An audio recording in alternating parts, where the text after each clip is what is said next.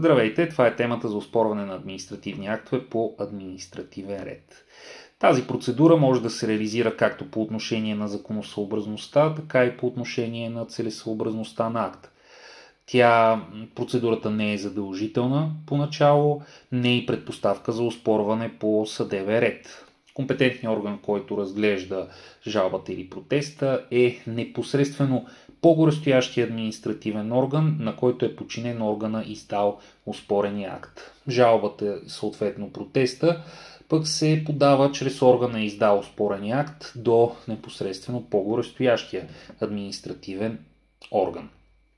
Актовете, които подлежат на оспорване по този ред, са индивидуалните и общите административни актове, а изключенията, предвидени от обхвата на тази процедура, може да видите в член 82, алинея 1 и 2 от Административно-процесуалния кодекс. Легитимираните да оспорват административните актове са лицата, чиято правна сфера е пряко и непосредствено засегната от акта. Прокурора също е легитимиран, той може да подава протест относно законосъобразността на административния акт. Формата на жалбата и протеста, разбира се, писмена, а нередовност може да имаме, самата нередовност засяга изискванията за съдържанието и приложенията към акта. Като случай на нередовност се изпраща съобщение до подателите за отстраняването й.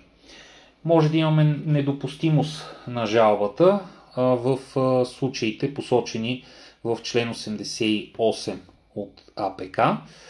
Срока за оспорване е 14-дневен от съобщаването на акта на заинтересованите лица, а в случаите на мълчалив отказ 2 месеца от срока, в който административният орган е трябвало да се произнесе.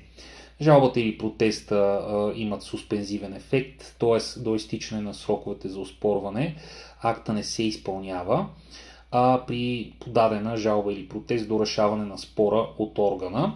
Изключения от това правило са предвидени в член 90 алинея 2.